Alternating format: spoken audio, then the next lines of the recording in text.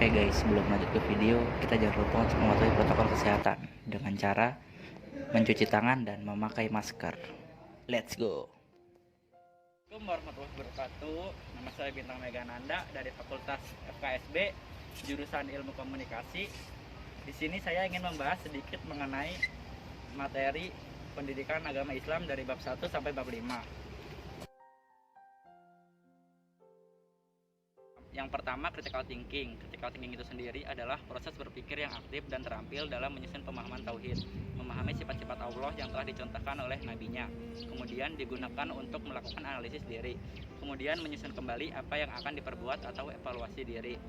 Proses intelektual ini berpikir berasal dari informasi yang dihimpun dari musyahadah atau pengamatan, pengalaman, refleksi, pemikiran atau hasil komunikasi sebagai pemandu pada keimanan dan perbuatan. Oleh karena itulah menjadi umat Rasulullah haruslah jeli. Kenapa para sahabat maju? Apa rahasia kemajuannya? Kita memang bukan nabi, tapi kita juga harus meneladani sifatnya. Gunakanlah untuk selalu berpikir dengan mengkritis diri sendiri. Begitu juga melihat ayat-ayat Allah dan hadis yang memacu critical thinking agar mencintai Allah dan Rasulnya. Adalah komunikasi antara hamba dan Robnya. Komunikasi itu sendiri adalah proses transfer pesan kepada pihak lain. Pesan yang ingin disampaikan adalah sama dengan yang diterima. Oleh karena itu, komunikasi berasal dari kata komunis, yang artinya sama. Sebagai contohnya yaitu, kita sebagai manusia berkomunikasi dengan Allah melalui sholat. Selain itu juga dalam ibadah haji pun berlangsung komunikasi melalui bahasa ruhaniyah, di mana ruh dibimbing oleh bahasa lisan, atau sama halnya dengan berbicara melalui hati kepada Allah Maha Penciptanya. Jadi, komunikasi akan berjalan dengan baik andai kata pesan disampaikan dalam gelombang frekuensi yang sama. Ketiga adalah tesis Nabi Ibrahim. Arti tesis itu sendiri adalah ungkapan pernyataan yang didukung dengan argumen yang kuat. Istilah tesis digunakan untuk menunjukkan bahwa ungkapan pernyataan Nabi Ibrahim sebagai sebuah kesimpulan setelah melalui proses berpikir yang sahih, kemudian mengujinya melalui fakta-fakta yang ada dan akhirnya disimpulkan kebenaran yang hakiki. Tesis Nabi Ibrahim itu sendiri yaitu adanya langkah inovasi dan pembaharuan bagi bangsanya yang tenggelam dalam kesesatan dan keterpurukan bangsanya yang tenggelam dalam kebodohan dan kesesatan.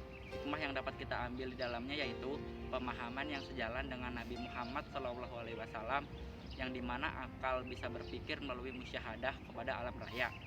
Kemudian dapat menyimpulkan siapa penciptanya dan harus melahirkan keyakinan yang dibuktikan dengan ucapan dan perbuatan dalam kehidupan, serta karakternya yang memiliki kepatuhan kepada Allah, selalu bersyukur dan senantiasa membangun kebaikan. Yang keempat adalah model pembaruan Nabi Ibrahim. Nabi Ibrahim merupakan role model atau figur pembaruan ideologi bangsanya yang berangkat dari keyakinannya dengan motivasi pergerakan karena dilandasi dengan keimanan dan nilai-nilai tauhid yang sudah melebur dengan asmanya. Maka setiap langkah perjuangan atas nama Allah bukan bermemperolehkan harta dan jabatan, namun semata-mata amanah misi ilahiyah. Pembaruan Nabi Ibrahim dijelaskan dalam surat Al-Anbiya, Quran surat 21 ayat 58 sampai 68, sebagaimana Nabi mengingatkan umatnya meneruskan ajaran tauhid dengan tetap mengabdi pada bangsa dan negaranya dengan sifat-sifat Allah yang akan melahirkan ketakwaan. Pembaruan itu sendiri dimulai dari pembaruan diri sendiri, pembaruan masyarakat, dan pembaruan bangsa dan negara. Yang kelima atau yang terakhir adalah ajaran nasionalisme Nabi Ibrahim, sebagaimana yang telah dicontohkan oleh Nabi Ibrahim AS tentang ajarannya yang mengajarkan cahaya keimanan melalui rasa sabar, rasa bersyukur, dan ridho atas cobaan ujian yang diberikan. Istilah nasionalisme itu sendiri belum muncul pada zaman Nabi Ibrahim, tapi karakter nasionalisme telah ditunjukkan oleh Nabi Ibrahim dalam doanya. Nasionalisme di sini adalah dipahami sebagai salah satu pemahaman yang menciptakan satuan kedaulatan sebuah negara dalam mewujudkan tauhid untuk sekelompok manusia. Karena karakter tersebutlah yang harus dimiliki oleh setiap warga negara, khususnya umat muslim. Setiap umat muslim perlu berdoa untuk keselamatan dan keamanan wilayah dan agar penduduknya memperoleh rezeki melimpah.